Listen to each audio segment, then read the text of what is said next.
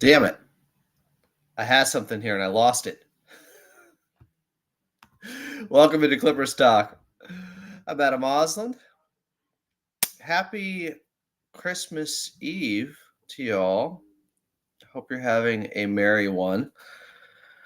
I saw this on Clippers Zone on Instagram, and I thought I'd read it to you.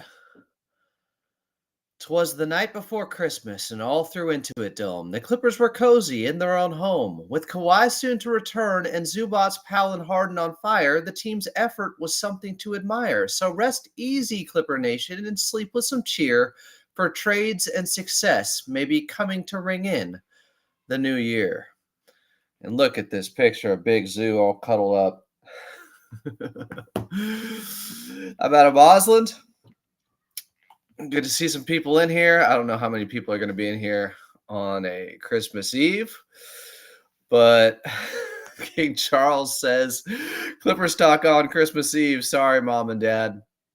Coming up, I'll give you some movies you can watch with your family. Adam's alternative 12 films of Christmas, 12 movies of Christmas.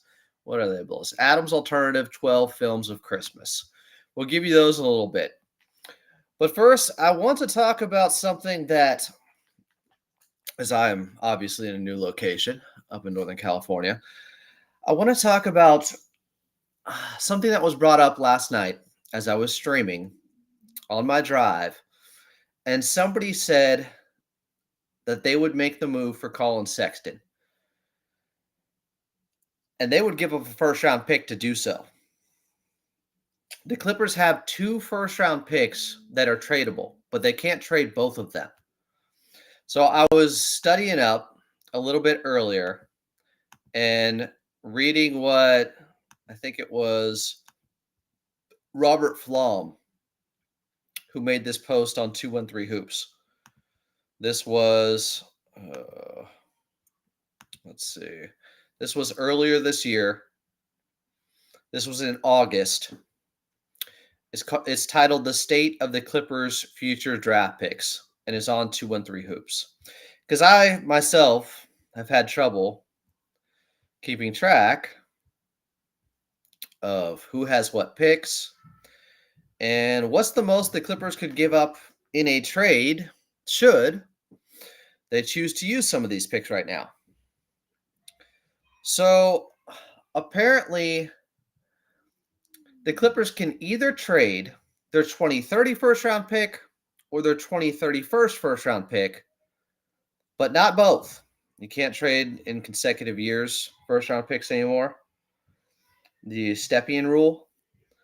So the largest trade package they would have with picks would be, let's say you trade the 2030 first-round pick and make the 2031 second, and you swap, so your 2030 first-round pick, your 2031 second-round pick, and you swap your 2031 first-round pick.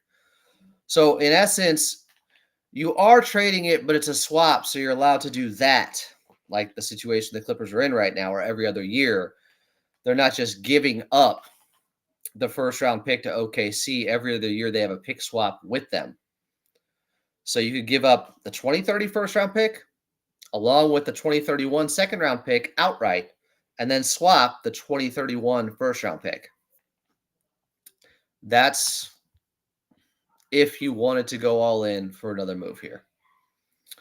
Tom Raines said, hey guys, what a win last night. Lakers lose, Clippers win.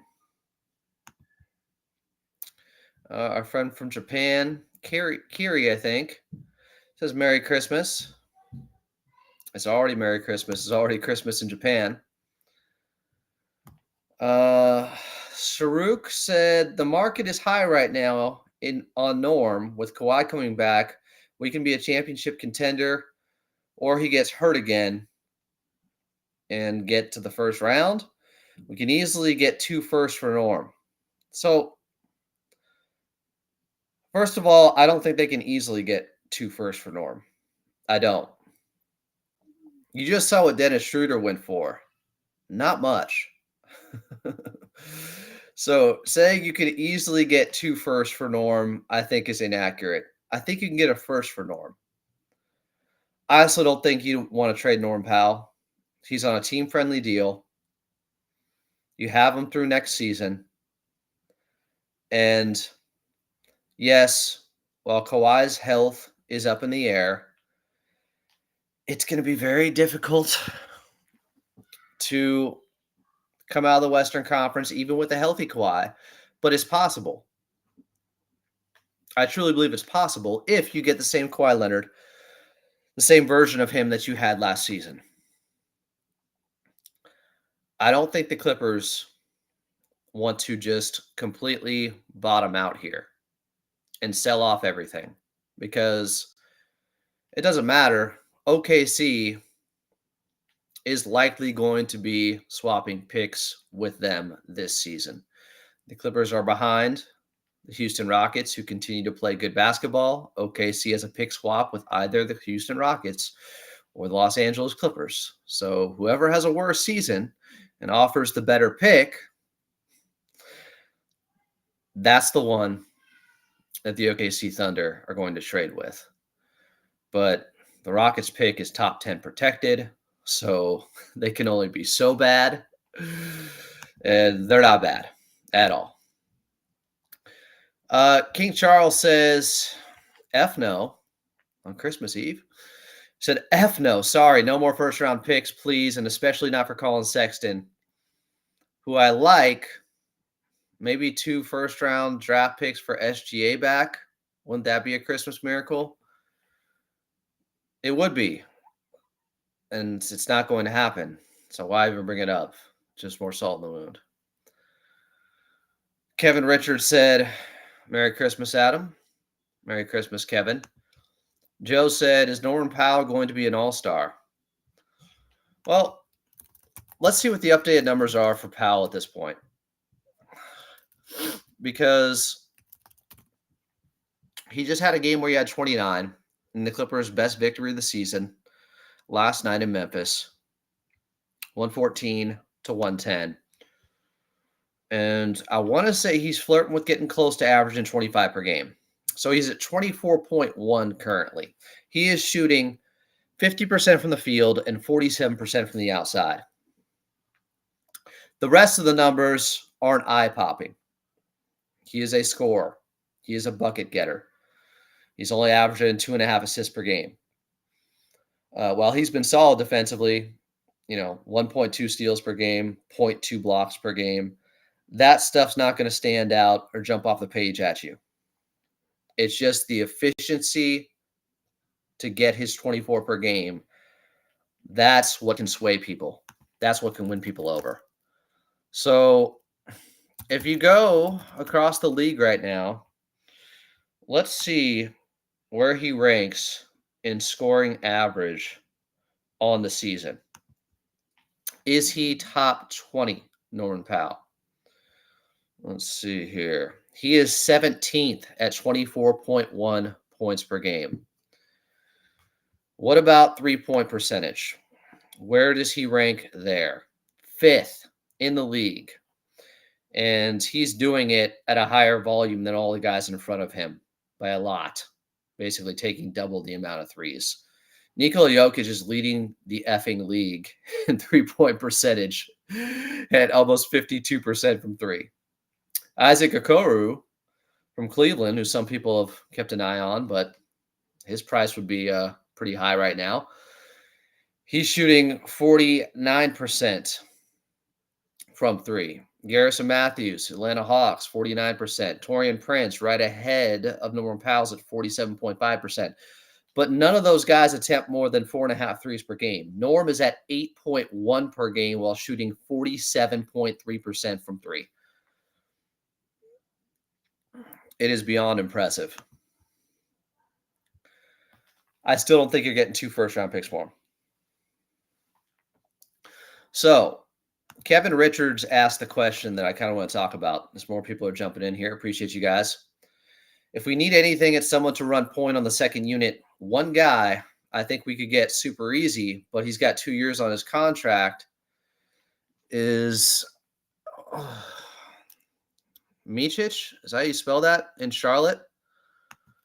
Let me look this up here. He's Serbian. Trying to see if I can pronounce his name correctly. Yeah, it's Micic. Let me check out how phonetically you're supposed to say it. Vasil Micic. He is, yes, getting 7 points off the bench.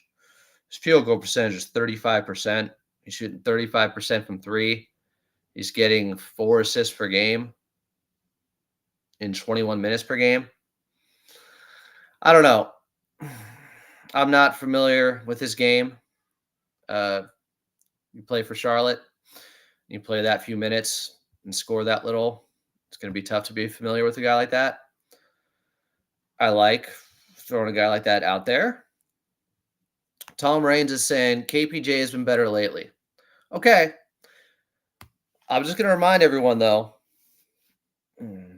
because I agree that their biggest need is actually a backup floor general, a backup ball handler, somebody that can initiate the offense that's a little bit more sound, a little bit more seasoned and reliable.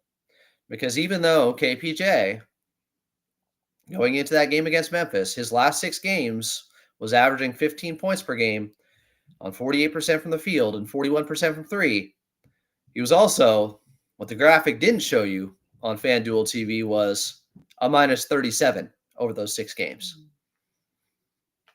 So, not exactly playing winning basketball.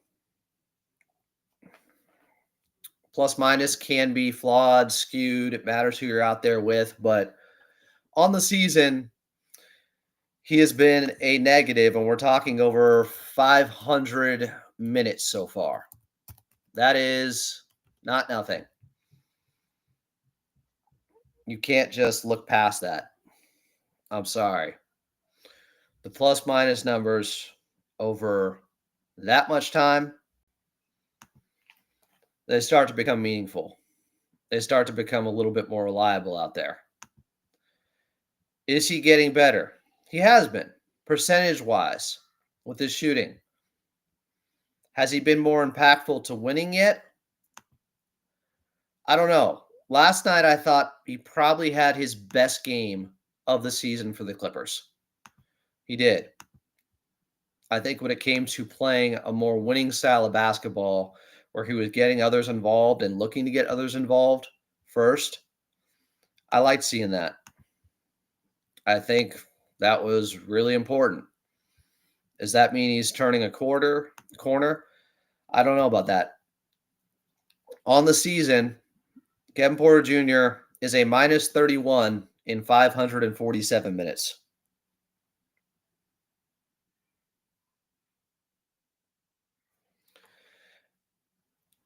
Chris Dunn leads them in the plus minus category. He's at plus 131. Ivica Zubac is at plus 122.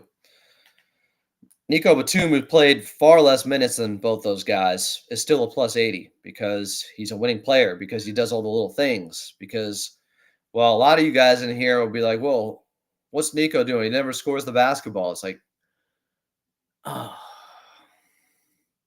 that pass, that bounce pass on the swing from Harden when he was doubled to get it to Big Zoo for that big dunk late. Being that connector, doing the little stuff that helps you win, that's what matters more.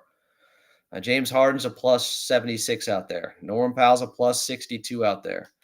Like, all the best guys on the Clippers are a plus. All the guys you would expect. Amir Coffey, Derek Jones Jr.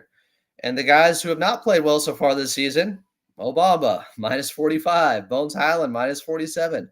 KPJ, minus 31. Terrence Mann's a minus 48. Bad start to the year.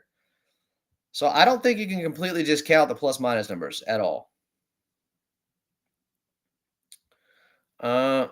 Somebody else brought up Lonzo Ball. And I saw this earlier. Somebody responded to one of my videos from last night and said they need Lonzo Ball. I don't know how many times I have to remind people of this. Lonzo Ball can't stay healthy. He's got like a cadaver ligament or tendon now. He's played 12 games so far this season after not playing for 2 straight years. Lonzo Ball is not the answer. He can't stay healthy. You can't bring in somebody else to a team that traditionally hasn't been able to stay healthy that also can't stay healthy. That makes 0 sense. My guy Josh, I appreciate you. Happy Christmas Eve. I don't think Lonzo Ball is the answer to man the point with the second unit. Bernard Morris says, is there anything we can do with PJ Tucker's contract and some picks? Maybe pick up a power forward. It's possible, but again, I want to focus here on the backup point guard position because I think that's much more pressing than a power forward. Why do I say that? Because all the reasons you guys told me they needed a power forward this offseason for defense, for rebounding, guess what? The Clippers are great in those areas. So I'm not going to say it's a power forward that is the biggest need for this team.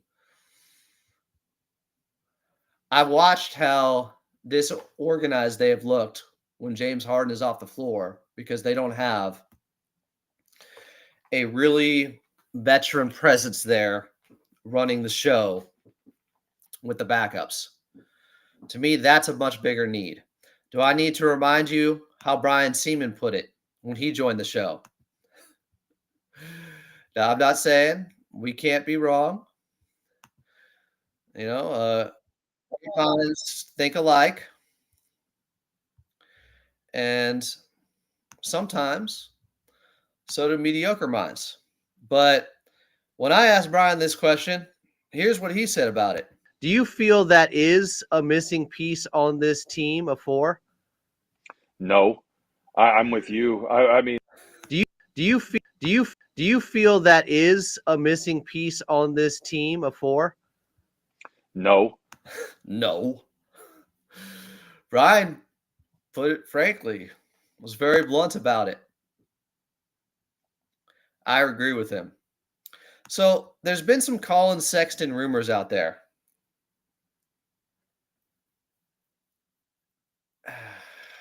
Nurkic. You want Yusuf Nurkic rather than Sexton? Again, I don't think backup center is as big of a deal or a power forward because, first of all, in the playoffs, they can play Batum at the 4 if they have to when you get down to it in a 7-game series. Preserve him as much as you can, but when it's winning time, when the game is its most important, or at its most importance, you want Nico Batum in there. He can play the 4. Why? Because he can guard those guys. He can shoot. He can board a little bit. He's not a great rebounder, but the Clippers, they got Zubats. They are one of the best rebounding teams in the league. Zubats just destroyed Jaren Jackson Jr. and Zach Edey last night. Appreciate more people coming in on Christmas Eve, no less. They don't have anyone I feel comfortable with running the show with the backups. I think that's a much more pressing need. Somebody that can be on ball that you feel comfortable with the second unit. Amin said, happy Christmas, Clippers fans. A good backup center would be good, but I don't know any good backup centers we can get. That's part of the problem here. Like, Mo Bamba has been bad the last 2 weeks. He was not this bad the first couple of weeks. He was better. I'm not going to give up on Mo yet. And in the playoffs, the Clippers are going to play small. Zubats is going to play heavy minutes. It's not as big of a deal to me, the backup center position, as the backup point guard position at all. Philip said Denny Adbia can be a point forward. I like Adbia. AI Adam said KPJ has all the tools. He needs a coach and a mentor to coach him up. But do we have enough time for that? Like, has he made a significant enough leap so far to say that by the end of this season, KPJ is going to be much more reliable and trustworthy in a playoff series? He's never been in the playoffs before. Oh, God. Oh, God. Quentin Cornett's in here, who said all Zubas can do is dunk.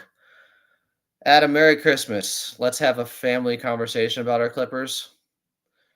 I don't know. A lot of people just want you to get banned because they're not sure if you're a troll or not because your opinions are so whack. Timothy said, we need a backup center and backup ball handler more than a 4. I do agree with that. Like, if you could get both, I'm prioritizing a backup ball handler above the center, the backup center, and a power forward. So I'm not saying I wouldn't like these other things, but I'm saying Act 1 is the Clippers needing to get somebody who's more reliable with the basketball. Quentin, nobody wants to hear this from you, man. Can you not be so emotional about my opinion on Zubas? Telling you that factual things about Ivica Zubas, that he's not just a dunker and one of the most skilled players with both hands. Like, that's not about emotions. That is about facts and understanding basketball, which you have only, I guess, shown us that you don't at this point. Kevin Richards said, Micic is 6'5" and a former EuroLeague MVP. He would be like Teo. His weakness is Mio Teodosic. His weakness is defense, but with Chris Dunn next to him on the second unit, I think he could be good. Gets us into our seats. But that's the problem. You bring in a guy who's not a good defender, you start to create new problems. You're filling a hole here, but now there's another hole in the ship that just popped up, that just sprung up, and now you're playing whack-a-mole. Amin said, I still am not a fan of KPJ, even though he has been getting better. He has made some threes lately. Timothy said, the problem with KPJ is he has 99 offensive rating when he plays next to Harden in 208 minutes. This is a red flag considering all 2 players next to Harden are above a 105 offensive rating. Absent said in KPJ's 7 highest scoring games this season, the Clippers have a 1-6 record in those 7 games. There you go. How much do his contributions affect winning? Curie said KPJ has a lot of potential, but he doesn't need dribbling too much, I think is the point here. Joe Martin said, I heard rumors of the Clippers getting LaMelo Ball. They're not getting LaMelo Ball. Not anytime soon. They don't have enough to get him outright. And he's on a contract. Like, they don't have the assets to trade for a guy like him that makes $35 million and is signed through 2028, 2029. So the summer of 2029, he's signed through, when he'll be making $46 million. They're not getting him. I heard did you hear rumors on the internet, like Quentin said before? Jalen Smith trade.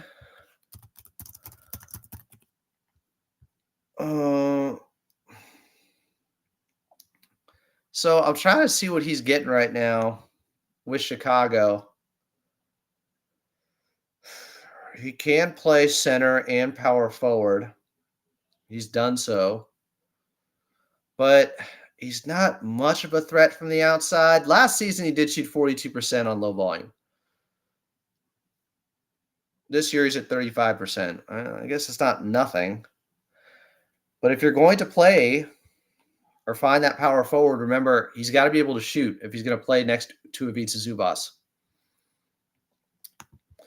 Rock said they still need defense and rebounding. Two of the power forwards are near retirement, and Kawhi is hardly available. They have a lot of defense and rebounding. Maybe in the future, you're saying, okay. I don't think that's as pressing as getting somebody like Collin Sexton, who I'm going to talk about in a little bit here as I get through some of the comments. Timothy says, what if Zoo goes down in the playoffs like in 2021? Then you're not winning. Oh. You're not going to be able to find a backup that's good enough that if Ivica Zubac goes down, one of your best players, and he's not out for, if he's out for a game or two, maybe you can get by. But if he's out for the rest of the playoffs like he was, then you're not winning. That's how it works. But he's too valuable to what they do. Batum at the 5 isn't going to work against every size option. No one said that. Straw man argument. You're arguing with somebody that doesn't exist because nobody said that. Rock, you tend to like to do these things.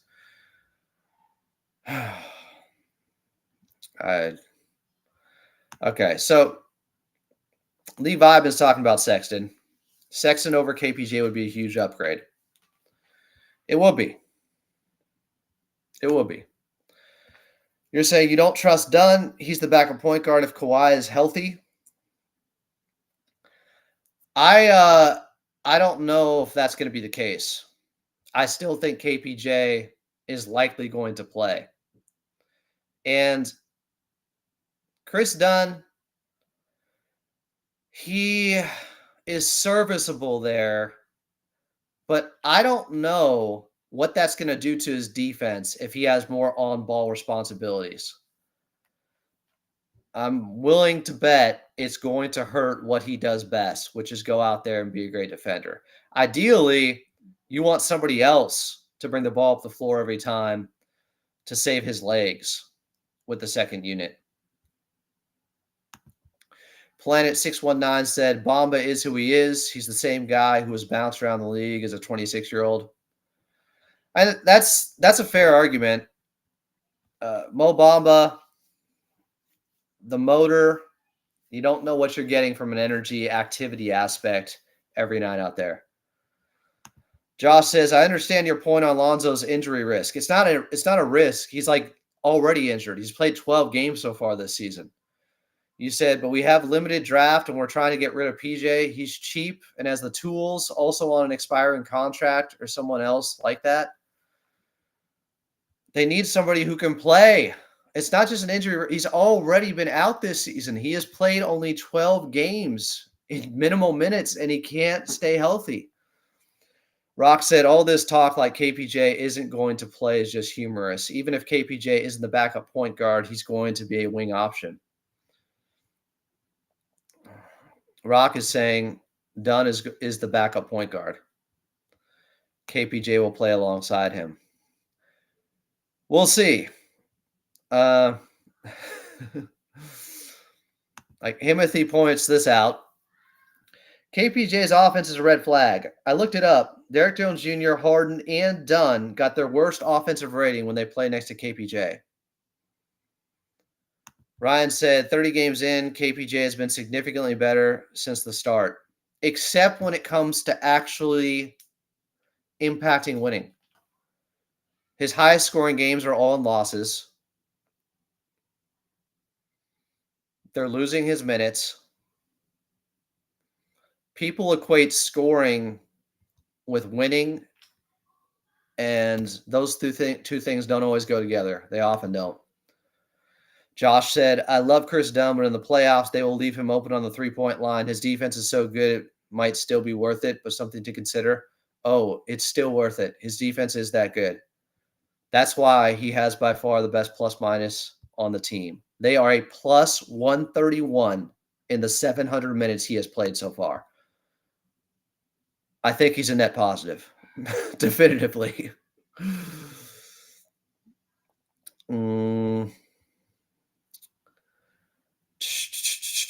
Rock said, KPJ, for those guys having shooting slumps, is insane. Dunn's shooting fell off when he became a starter. It's nitpicking.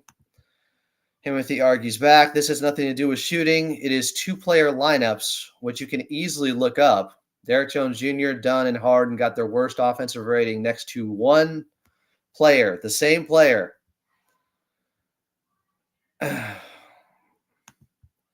Here's another bad opinion from Quentin. Guys, tell me if I should just ban Quentin. I feel like he's making me dumber every day. We're trying to. Zubats isn't Chris Kaman. He's not our DJ in his prime. He's basically Luke Longley. I'm older. It's my opinion. Okay, great. I'm older. It's my opinion. I'm older. It's my opinion. I'm not outside, so I don't see any clouds. This podcast is kind of in the cloud right now since we're streaming, and it'll be posted on YouTube. Rock said, this ridiculous concept, his higher scoring games were against better teams. He literally rallied them in the fourth against the Kings for a win. This is sad. That's his best moment so far. Probably. Like, Rock keeps saying he's a KPJ stan. Like, there is no logic or rationale or numbers that will convince Rock anything differently because he's made up his mind. He is he's standing and dying on this hill. Like, there is so much evidence that KPJ isn't affecting winning enough with this team. So far, he can be better. I see the potential. I see the talent. I see what they're going for. Quentin's asking about Markelle Fultz. Quentin's the one who can't take anyone disagreeing with him. And, like, we disagree because you're wrong. The video evidence says you're wrong. It always does. You said last night that Ivica Zubac, all he does is dunk. All he can do is dunk. Like, that's crazy. The amount of evidence that's out there that tells you that's wrong should change your mind, but you refuse because you're just being stubborn about it, I guess. I don't know. Curie said, I think when Kawhi is back, KPJ is going no more playing time. That's why I don't think KPJ backup point guard is a problem. I don't think he's going to totally be out of the rotation. Planet 619 said, what four can you acquire is going to guard the point of attack as well as DJ for similar money? None I can really think of. That's a great point.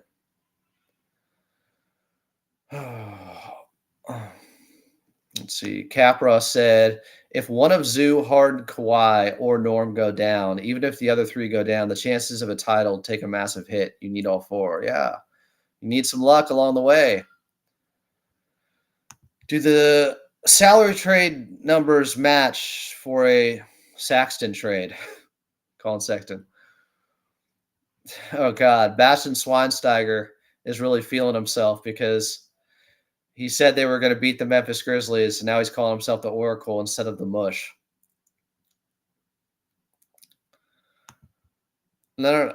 I was talking about Batum for the backup four. That's not what I was saying, Rock. You always misinterpret everything, even though I try to put it so plainly.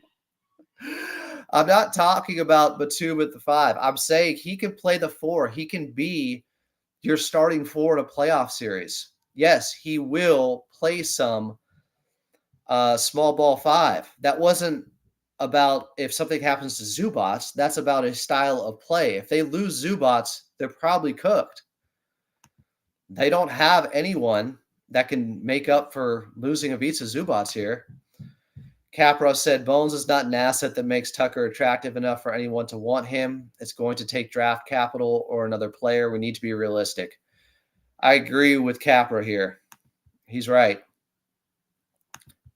Metal Slug 26 said Dunn is the best defensive player we have. Maybe the best defensive player in the league. According to estimated plus minus, he is. It makes the players on the floor step it up with D also. He sets the tone. That's what I've been saying. He's a reminder of how you have to play out there. I used to say the same thing for Patrick Beverly. Timothy says Quentin has to be a troll. I hope that's true. I honestly don't know. Should I ban Quentin? I don't know if he's a troll or not. Ex Mongo Project said, this might not be a good idea, but I love the chemistry between Mann and Miller. Yeah, they played a ton of minutes together. Those two at the bench hopefully is enough to replace a KPJ if we want to play him less. How many minutes, guys, have Mann and Jordan Miller played together so far? Amin said, Zoo can defend, post up, and is a winning player. Stop with the Zoo slander. No one wants to hear from you, Quentin. Rock said, there is no stand to give feedback that you don't agree with. You can't create an opinion that can be challenged and call someone to stand for a logic argument. Oh, God. Logical argument. You haven't really made one of those. Rock said, like you argued, we don't put KPJ on teams' better players. We saw that last game as well. KPJ is one of our better defenders with his flaws. He did play some against John Morant last night. I gave him credit for that. He was a +1 in that game. One game plus minus. I don't put a lot into it, but I will say I thought it was one of, if not his best game of the season last night. Coffee and Ball said, I'm down for getting Lonzo Ball using Tucker plus other contracts to make the money work. Lonzo Ball has played 12 games. He can't stay healthy. He's hardly played any minutes. He's only played 12 games this season. Who do you guys think Lonzo is? He has like a cadaver leg. He just missed 2 seasons.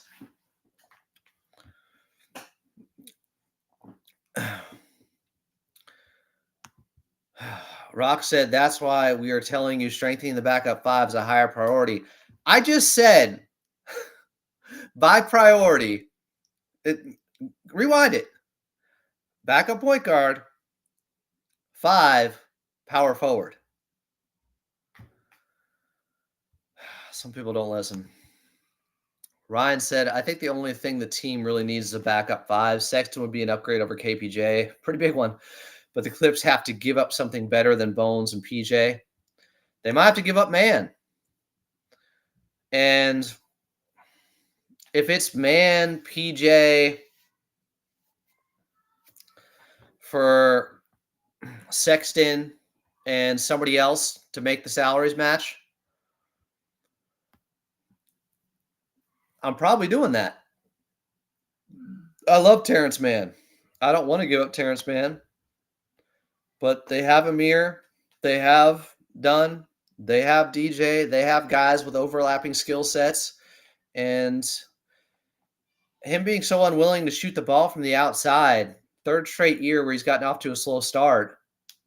People say, well, it's just the beginning of the year. It's like, okay, but over 3 years, it's like 60 games where he's been like this. And he was starting to, it was unfortunate because he was just playing his best basketball of the season before he got hurt, breaking the left middle finger. So I am pretty high on Collin Sexton, guys, for this reason. He is an efficient player, and he always has been. Look at his efficiency numbers. This is somebody that is getting 17 per game this season while shooting 49% from the field and 43% from 3. It's not an outlier. His overall efficiency this is his 7th year right now. His career efficiency numbers, he has an effective field goal percentage of 5,200. But in his 7 years, he's shooting 47% from the field and 39% from 3, while averaging 18 per game. Because those first couple of years in Cleveland, he had a season averaging 24 points per game.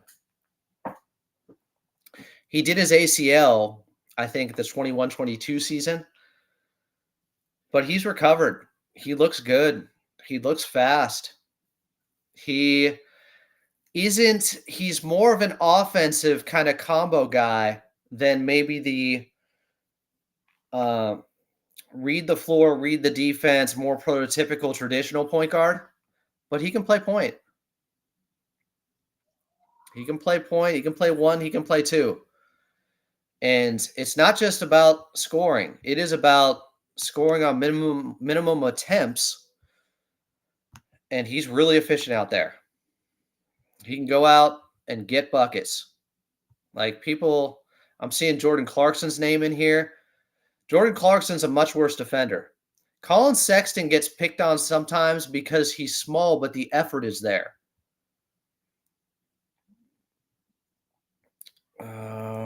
What else do we got here?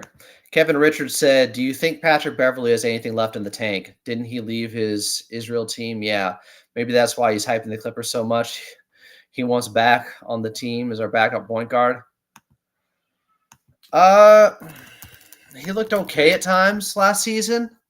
I thing is, Pat, he doesn't offer as much offensively. Let me check his shooting numbers the last couple of years. So he shot 36% from three last season in Milwaukee. But he was in Philly before that. So on the season with the two teams, he shot 34% from three. He wasn't shooting well in Philly. So 73 games total last season, he shot 34% with games played in Philly and Milwaukee from three. He also is not going to bend the defense much with, downhill attack. Collin Sexton can get the defense off balance. Like, there's no comparison, really. You can say Patrick Beverly's the better defender still than Collin Sexton, definitely. But they need some more juice offensively off the bench. Collin Sexton, he's got all you need offensively. I don't know. I didn't watch him playing overseas, but I don't know how good he's looked as of late movement-wise, Patrick Beverly. Rock said, backup five is a higher priority because you can dislike KPJ. He's likely not the backup point guard. He's going to give ball handling help to Dunn. The numbers aren't good, my guy. I want him to be better. I think he has gotten better. Can he get good enough to where you feel like he's not a liability in a playoff series? He's not too erratic where he's going to dribble the ball out of bounds like he did last night, or take an ill-advised jumper with Desmond Bane right in his face, a step back, which was unnecessary early in the shot clock. Stuff like that. It's just some low IQ basketball plays at times. Maybe it is rust, missing an entire year, but I think it's more of just this is the type of player he is. You're going to live and die with that? I don't know if I am. Set says, why not keep this squad till Kawhi comes back? This is a fair point. Bastian Schweinsteiger said, would Jordan Clarkson be a welcome addition? He's a flamethrower, but he's really bad defensively. That's what I'd worry about with Jordan Clarkson. I want to see what his offensive numbers are this season, though. Let's see how he's doing with his strengths. He's at 16 points per game, shooting 40% from the field, 33% from three. Like, he's actually kind of been getting worse from three, low key, lately. 29% from three last season. Season before that, 33%. Season before that, 31%. That's a little bit concerning to me. Since he won Sixth Man of the Year back in 2021, he's been kind of regressing. He's 32, 33. I like Collin Sexton a lot more, put it that way. I wouldn't hate Jordan Clarkson on the team, but maybe some of that is just being in Utah. It can wear on guys. Capra said, Porter Jr.'s physical features can seduce people into thinking he can be something special, but given his age, it's hard to see how much improvement there is in him. It's not physical, it's basketball IQ. Seems like it.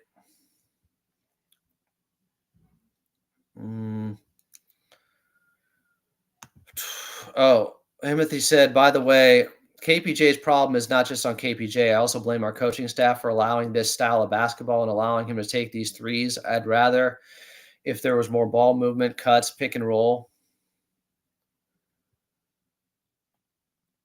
Oh, having too many guards doesn't mean, playable guards. Like they have some guys who aren't even playing pretty much like Bones. Capra said, we also need to create a roster spot for Jordan Miller. I do fear teams might ask for Jordan to be involved as an asset on any trade. Other teams see his potential too.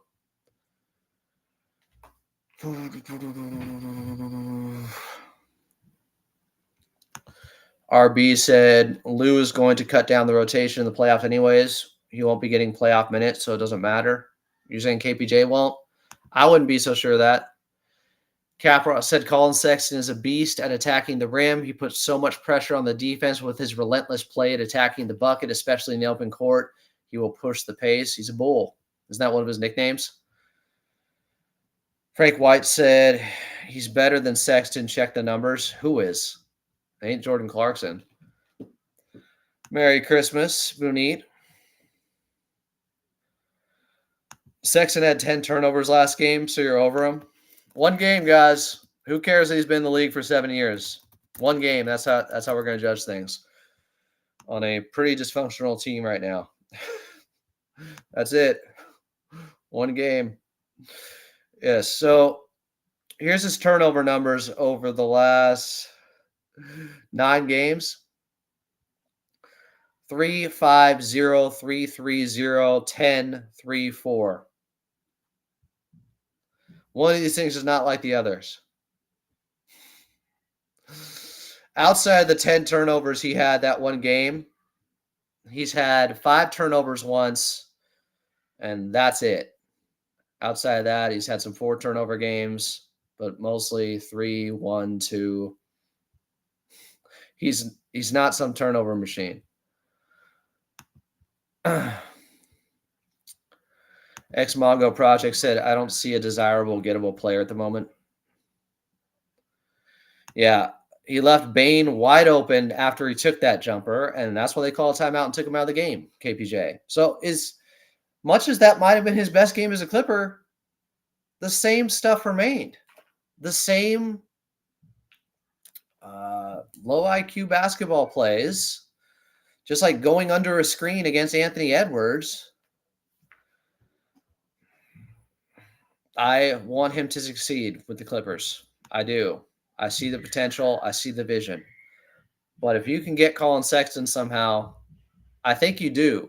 The question is, do you give up a first-round pick for Collin Sexton?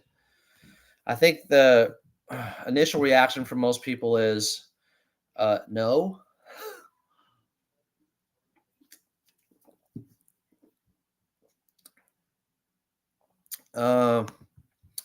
This is an interesting question. Planet619 said, is there a pathway to KPJ getting better? Yes. But is that something you're going to bet on happening by the time the playoffs come around? Probably not. That's kind of a succinct way to put my argument or where I'm coming from. I'm looking for guys that aren't going to be picked on in a 7-game series, that are going to make sound basketball decisions, that are going to be sharp out there, possession to possession, and you're going to know what you get from them. Those are the guys that I want to see in a 7-game series. Bamba has looked bad as of late. This is the valley part of Mo Bamba, the peaks and valleys of Mo Bamba.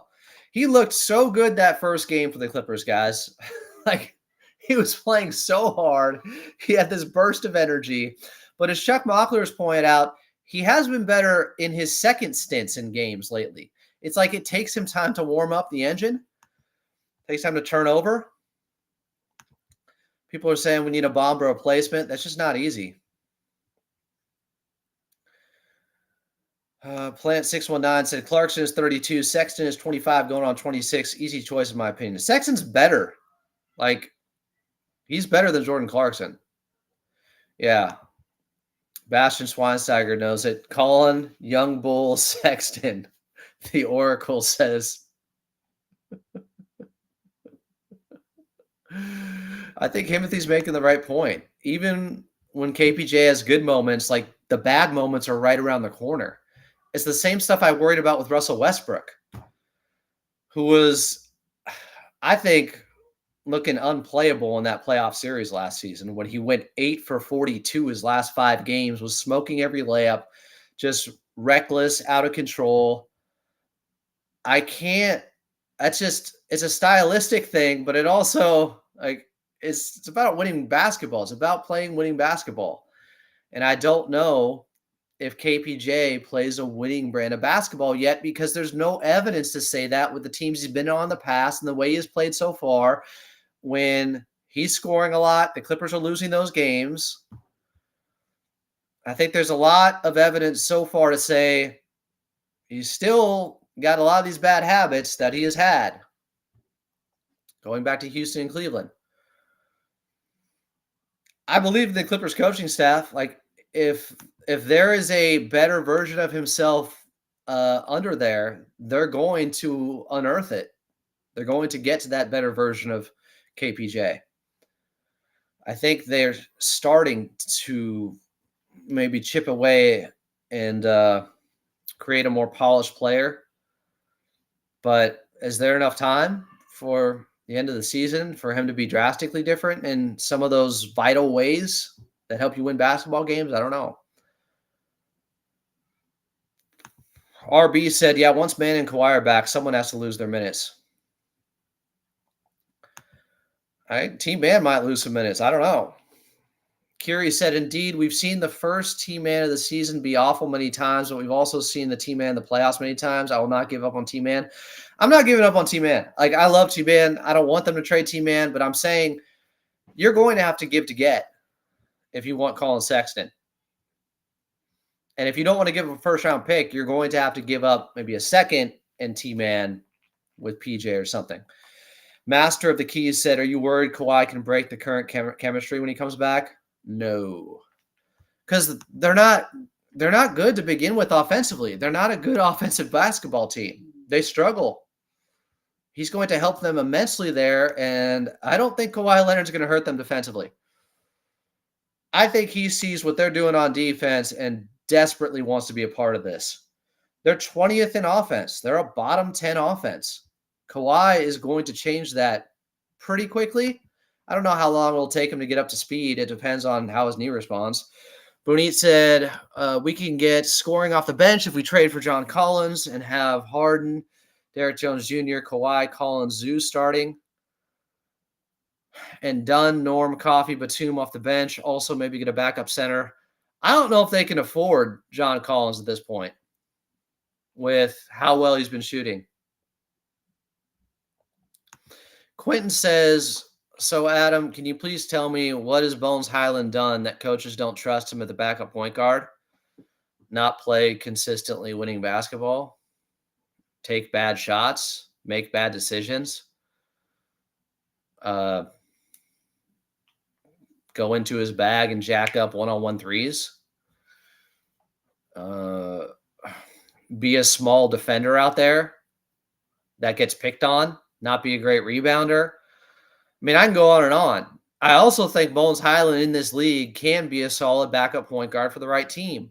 I don't know if the Clippers is that situation. He also was sent home with PJ Tucker for basically insubordination last season when they didn't get their way, when they didn't get traded, the deadline. Both those guys were, I don't know, raising hell or making us think about it.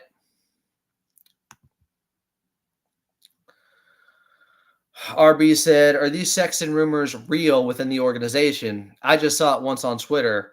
It wasn't Shams or someone really reputable. This is a great point from RB here. So the guy who put out that the Clippers are interested in Collin Sexton, he's a reporter for Clutch Points. To my knowledge, he hasn't broken any Clippers news before. I don't know how many NBA news stories that he has gotten out there before the guys that you have mentioned have. In Shams Charania, in Woj back when he was doing it, in Chris Haynes, the big hitters, the heavyweights. His name's Brett Siegel. He's at Brett Siegel NBA. He works for Clutch Points. He's the one who said, quote, the Clippers held interest in Sexton dating back to the 2018 NBA draft when he was taken 8th overall ahead of the Los Angeles Clippers pick, which was Shea and Jerome Robinson. PJ Tucker and Bones Highland get this deal done financially, but the Utah Jazz want draft compensation.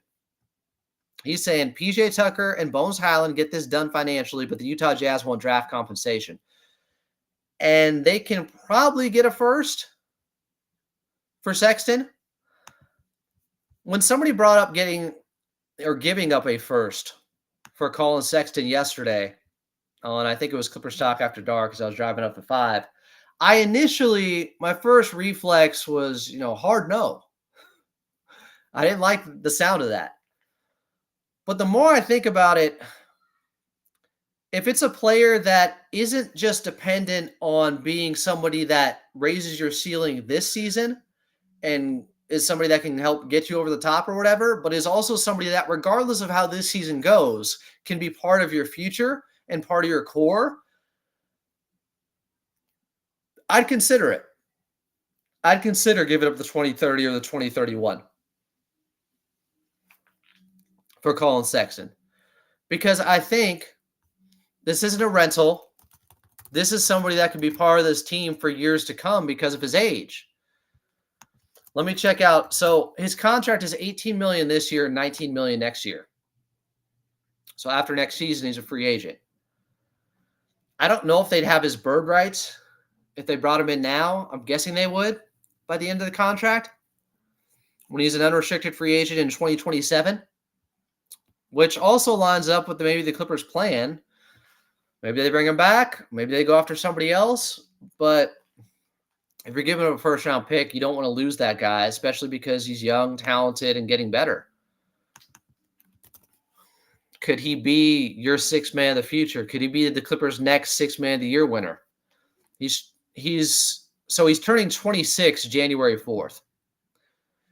So you'd have him, he's 26 and 27 before he becomes a free agent.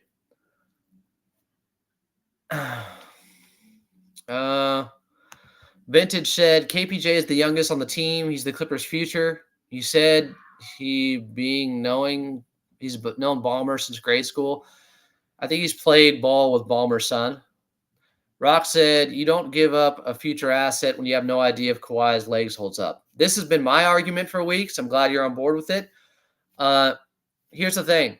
If it's for another future asset, because Collin Sexton is young and can be here for a bit, you'd have to re-sign him in 2027. But that's the scenario where I would think about it. There aren't many of those guys that are available like Collin Sexton, that are gettable like Collin Sexton, because this isn't someone you bring in just so if Kawhi Leonard's healthy, you have a chance to win it all. This is somebody that, regardless if Kawhi is healthy, he can help the team now and in the future. That's the difference. RB said the Clippers might view KPJ as a long-term bet, and maybe they aren't really concerned on what he contributes this season. Might be why the leash is so long. Maybe. He's on a 2-year deal. Rock said, just the way Adam talks about Mo opposed to KPJ, you would think Mo had any type of breakout game or even quarter. I literally just said KPJ might have had his best game of the season last night, and Mo has been bad the last couple of weeks. Like, you hear what you want to hear, Rock. It's so tiring. It's so exhausting with some people here that just twist your words, warp what you're saying. They have their own agenda. He's doing everything he can to defend KPJ in here. Great. I am the one who said after his second preseason game, I can see KPJ starting at the 2 spot sometime this season. I want him to be very good. Like, to act like I have some bias against him when I was the guy who was singing his praises in the preseason, being like, I see it. I know what they can get out of him. I just don't. I don't understand what people are hearing sometimes. Maybe I should mute him. Timothy said, how many times have we seen KPJ dribble the ball off his foot? Quentin said, Adam just said he wants someone who wouldn't get picked on a 7-game series, but he wants to trade for undersized Collin Sexton. Make it make sense. Sure. Collin Sexton is going to be playing with the second unit. He gives effort on the defensive end. He is a try-hard guy on that end. He's undersized, but I think his offense can offset his defense. All that matters is, are you a net positive out there? Do your strengths outweigh your weaknesses? I believe in a 7-game series, that could be the case with Collin Sexton. It doesn't mean he's going to be playing 40 minutes a night or something like that. He also gives them a completely different dimension because of his speed that they don't really have. He can have them playing a different style of basketball when he's out there if you want him to. Like, he can get the team playing faster, or he can just go at his own pace and take it all the way to the rim and transition himself. Like, the young bull.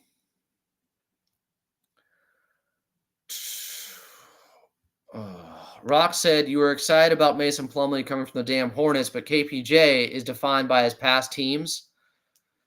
Mason Plumlee was much more established in this league as a solid backup and at times a starter. There is no comparison to KPJ's track record. There's not. Mason Plumlee, unfortunately, I think has gotten old quickly. Like, you can see his age. He was coming off his best season with the Charlotte Hornets when they picked him up. Stop making these false equivalencies. Like, it's pathetic. Like, I don't need this on Christmas Eve. I'm putting Rock officially in timeout. Like, he keeps misrepresenting and mischaracterizing everything I say. And, I clarify something and then he moves and shifts to something else. And it's so annoying. X-Mongo Project said, is DeJounte Murray available? Pels are terrible right now, but any team can outbid us if ever he's available. Yeah, he's going to take 2 first-round picks to get, I think.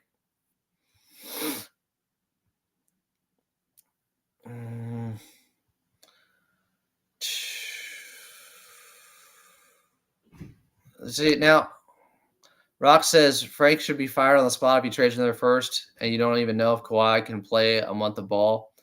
Like, I'm not high on trading a first. But the type of player I would do it for might be somebody like Collin Sexton. Somebody else is saying, Boonit said I would trade Tucker, Bones, Mann, a first, and a second for John Collins.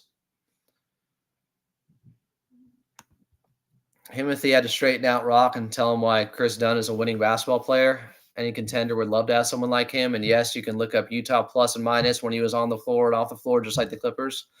What a concept. Bernit said, how about Kuzma? Would you take a chance with him? I would if Collins doesn't work out. I like Kuzma. His deal, I think he's making a little bit more. I think he's just over $20 million. Let me check on that. Rock could pretty much leave kick rocks at this point.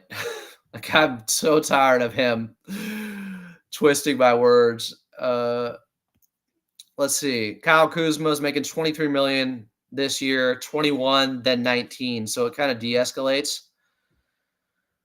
That's nice. So he'll be a free agent when he's 32, the summer of 2028. The problem is, here's the difference between him and Collin Sexton. The good thing about Sexton's contract is it's up after next season. So you can look at it 2 ways. You could look at that as a bad thing, or you can say it doesn't conflict with the Clippers going big game hunting in a couple of years. If they didn't want to re-sign him, his contract would be off the books. But he gave him a first-round pick. Like, you don't want to lose that guy for nothing also. Cap Ross said, Collin might have to be a starter next season if Harden bolts in the offseason. Harden, given his play, Harden might get a 2-year deal somewhere else as opposed to probably another 1-year deal. It is a 2-year deal. He's on a 1+1, so he can opt into the second year.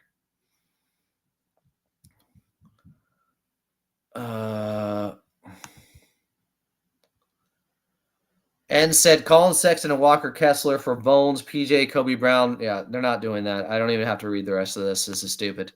I'm sorry, Ann.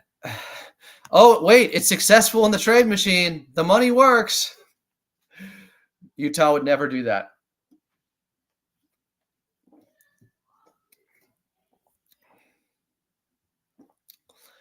Timothy said Robert Flom was accurate about KPJ from the beginning. So far. 3 trade days said good idea. Get Collin Sexton and trade Bones Highland and PJ Tucker in a second rounder. Well, if you could do it for that, I would advise find a way to get it done without the first round pick being included, even if that means Terrence Mann, because Collin Sexton offers something completely different. Terrence Mann, there's guys on the roster that can replace some of what he does, a lot of what he does. It's not that what he does isn't valuable. It's that they have valued it and they want more guys that can do stuff that Terrence Mann does. So therefore, it's kind of insurance if you lose them.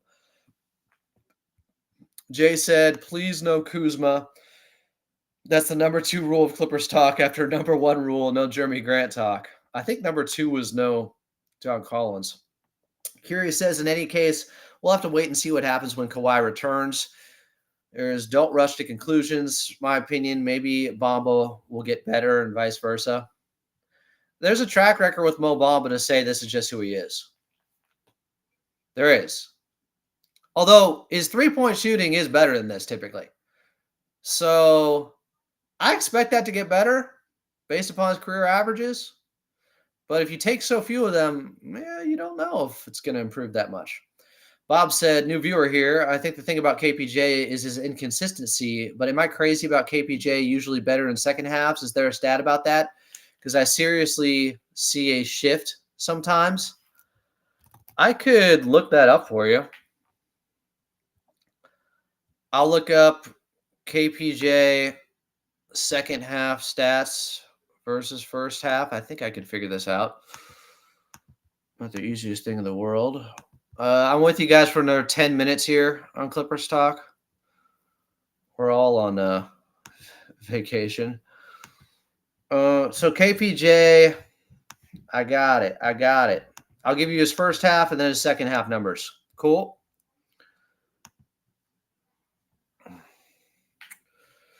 Kevin Porter Jr. in the first half of games.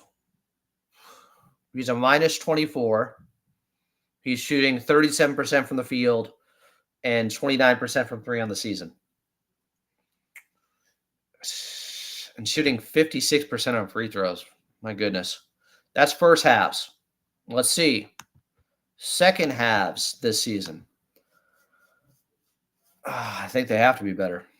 KPJ is shooting 47% from the field, 21% from 3, still really bad, but 73% from the free throw line, and he's only a minus 7. So you are right, my friend. Good call. He has been better in second halves. Bob, you win. My respect. Triple J said, here we go with the timeout. Triple J, who got dunked on multiple times, first by Zoo, then me last night. Andy said, would you take Nurkic as a backup to Zoo if he's available for cheap? I know he's not great, but for 18 to 20 minutes a night, I don't think he's available. Jay said, can't trade man without seeing how he bounces back. Please. 3 trade days said, Collin is what the Clippers need, 100.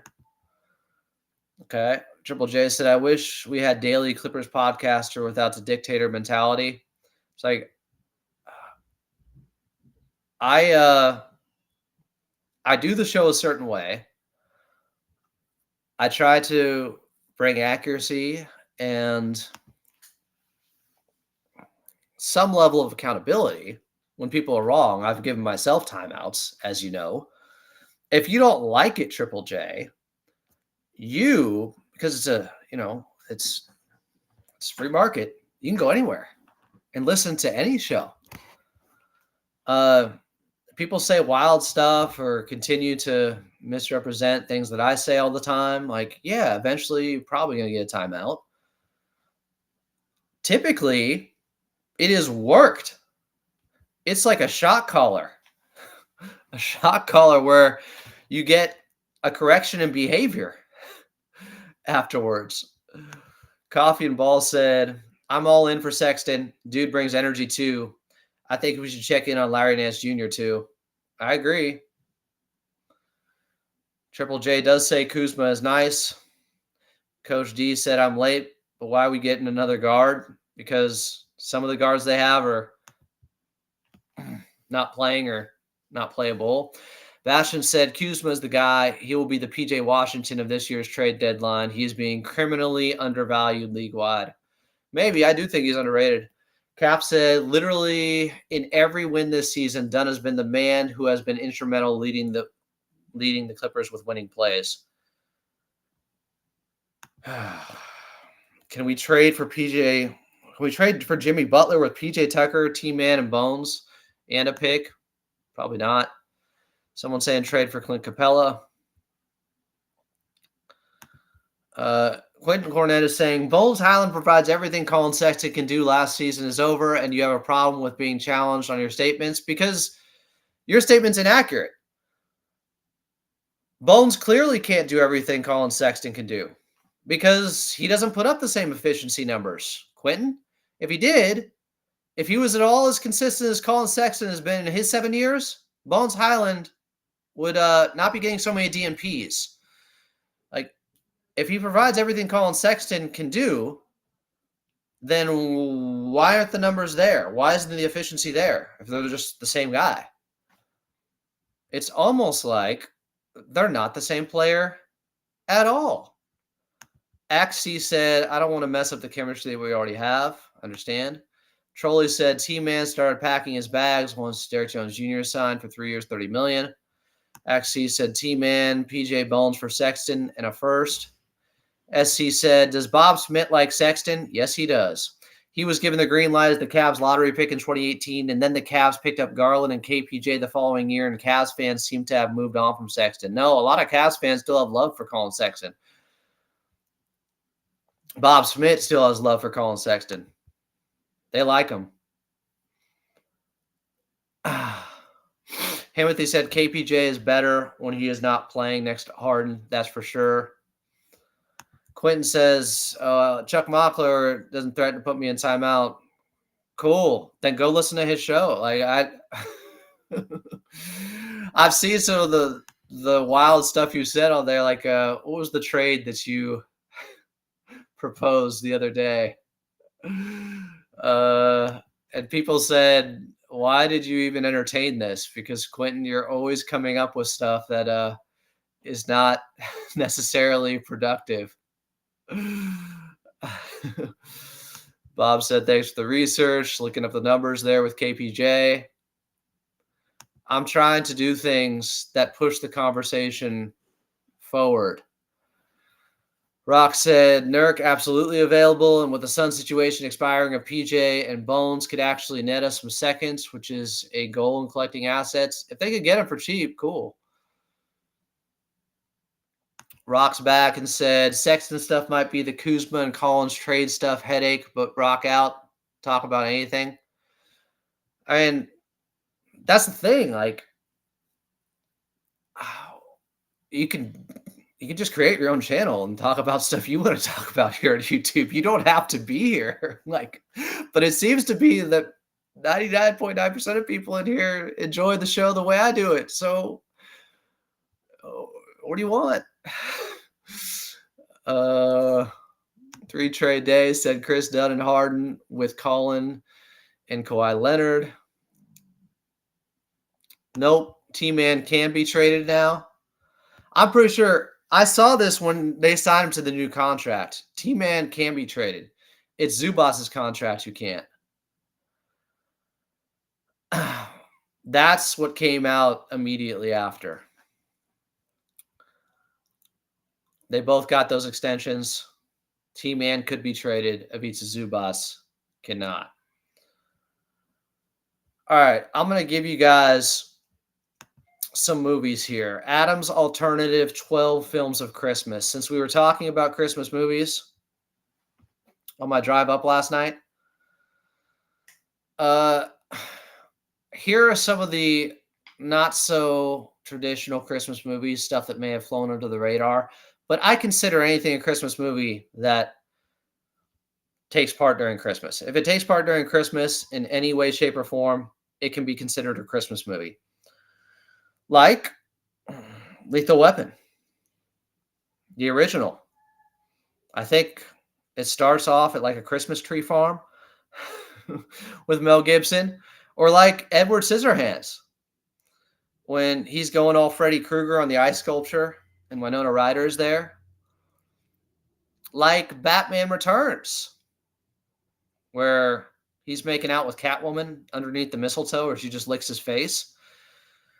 This one, not for the kids. Eyes Wide Shut by Stanley Kubrick. Takes place during Christmas. American Psycho also takes place during Christmas. There's a Christmas party scene in there. Gremlins, that has a Christmas tree farm in it. The original Gremlins. In Bruges with Colin Farrell, Christmas movie. Kiss Kiss Bang Bang takes place during Christmas. Fun type of buddy cop detective thing. The Ref takes place during Christmas. It's on Christmas Eve with Leslie, who am I thinking? Dennis Leary and Kevin Spacey. Better Watch Out. Obvious Christmas movie, but there's a home invasion involved. So it's kind of psychotic, but it takes place during Christmas. They even reenact a scene from Home Alone in it with the swinging paint cans. Nuts. 2015's Krampus with Adam Scott, the evil creature, Eastern European folklore Christmas devil thing, Krampus. 2015, that's a good one. And then one of my favorites that I like to watch every year, 2004's Trailer Park Boys Xmas special. No, actually, Chuck, see, you're misrepresenting what Chuck said about your Norman Powell trade. He pointed out all the reasons not to do the trade that you said, Quentin. So you're kind of reshaping things a little bit here. Maybe fudging things a little bit here. That's not true. And I've entertained a hell of a lot of things in here too and pointed out why something was wrong, like I just did when you tried to compare Collin Sexton to Bones Hyland. That's what we do. We try to point you in the right direction. Doing the best we can here. We're all learning together. 3 Trade Days said, y'all remember the Christmas Story movie from the 80s? The Red Ryder BB gun? I had a Red Ryder BB gun. One time I shot my cousin in the butt with it.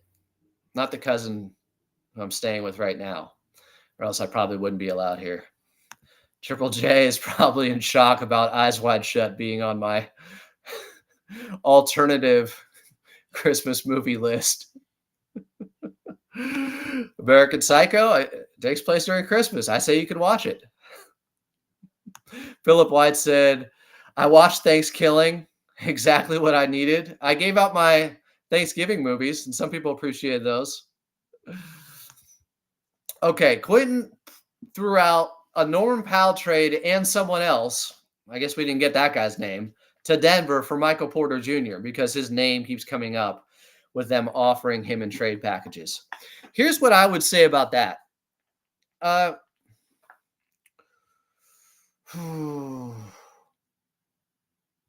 Rock is right about this. Guys have to realize Adam being an a-hole at times is part of the charm. Don't take much of the stuff to heart. We're doing a show here. I'm trying to make it entertaining for you guys. It's more fun if there's stakes, if there can be timeouts, if I can, be hyperbolic or hysterical at times. It's just more fun. It makes it more interesting. What's going to happen next? That's, you guys ever seen Private Parts? Howard Stern, who is acting, is pretty good in that movie. Like, the trick to radio is always you want to have the audience wondering what's coming next. So Quentin said the trade was Norman Powell and someone else to Denver for Michael Porter Jr. because his name keeps coming up with them offering him in trade packages, which is fair. His name has come up. I think you have to be cautionary with Michael Porter Jr. because of his back injury history. That is somebody that I worry about on the contract that he has, Quentin, being able to stay healthy. The back injury was serious. He's getting paid $35 million this year, $38 million next year, $40 million the year after that. So he has one extra year after Norman Powell does. And he's much more expensive. You didn't say who the other guy that would be using that trade package would be.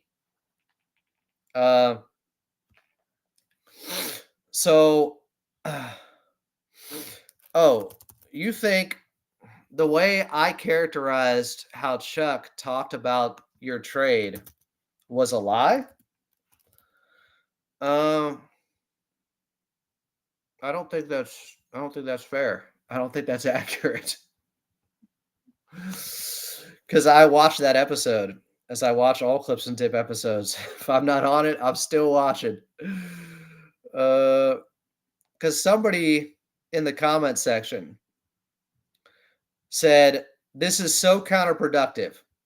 See, I'll post it for you here, Quentin, since you said it's a lie. So Data Man said, this is so counterproductive to your question, Quentin, about trading Norm Powell. He said, we're talking about trading players who know the system defensively before adding Kawhi back in and see what we got. Charles says underneath it, got to answer what the people put in the chat. Did our best to lay out why exactly it's a bad idea to trade Norm. Guess it's not a lie. I said Quentin would ask this. Chuck said he needs to learn about salaries. Sorry, Quentin. A Christmas Eve L for you. Rock gets it. It's all entertainment.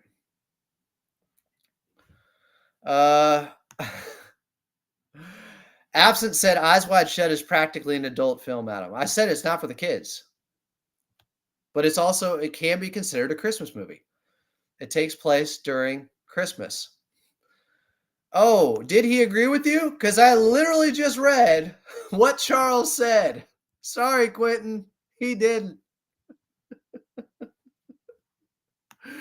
Again, did our best to lay out why exactly it's a bad idea to trade Norm is what he said in the comment section below of that episode where you asked that question. Yeah, Rock gets it. Like, not going to agree with everything, just roll the punches. Like, Rock got a timeout because he was kind of twisting some stuff, but I like Rock. Like, I think he's smart. We disagree about KPJ. I think he has a bit of an agenda there. People thought I did when I said KPJ is going to end up a starter. Now they're thinking I have an agenda that I don't like KPJ. It's like, which one is it, guys? Maybe I'm trying to be objective because he's obviously not playing like a guy that can be a starter like I originally thought. I was wrong. SC said, if you want a couple of Asian Christmas movies, Survive, Style, 5+, and 2046, two of my favorites. Okay. 2046, interesting. MKXLNT said, Xmas Eve after a big win and we're trading guys. Man, tough crowd. Yeah, Rock pointing out that Michael Porter Jr. contract is exorbitant. Planet 619 saying the Michael Porter Jr. contract, injury history, and that contract pass.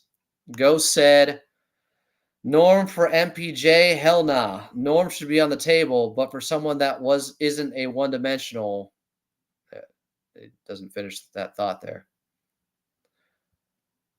I just did put Chuck Mockler's response. It's in the comment section. Do I need to put it again? All right, I'm out after this. I can't take anymore. I literally am reading it to you. Someone else said, Data Man here goes, this is so counterproductive. Talking about you, Quentin, and your trade for Michael Porter Jr. and trading Norm. He said it's counterproductive. Chuck goes, Got to answer what the people put in the chat, as I often do. Sometimes they don't like the answer. Chuck does it too. Got to answer what people put in the chat. Did our best to lay out why exactly it's a bad idea to trade Norm. Unquote. Are we done here? Friday After Next is a great Christmas movie, and it's Kawhi Leonard's favorite Christmas movie. So pretty cool. I worry about Michael Porter Jr. staying healthy. He's a hell of a player when he's right, but he'd have more on his plate. He has a contract where if you try to feature him more, like, can he get to being a 24 point per game player? Like, I don't know, Norman Powell is, if he has more on his plate. Probably. But I wonder about the back. All right. I appreciate you guys. I'm going to get back to it. Happy holidays to everyone, especially Quentin Cornett, especially Rock and Triple J. I love you all. We're not always going to agree. That's okay. I want everyone to have a Merry Christmas. I want everyone to have a Merry Christmas Eve. Check out some of those movie recommendations. Maybe not Eyes Wide Shut, okay? I took it, one too far there. I'm just saying, technically, it took place during Christmas. And it's Stanley Kubrick's last film, and I think he might be the greatest director of all time when it comes to diversity of films and styles. So, yeah, want to be film buff right here. I'm Adam Bosland. We will talk to you guys tomorrow on Christmas Day. We're 7 days a week here. We don't stop. Cornett, Quentin, Big Q, come back in here with those questions, with those cues. We'll get to them some more tomorrow. I'm Adam Bosland. This has been another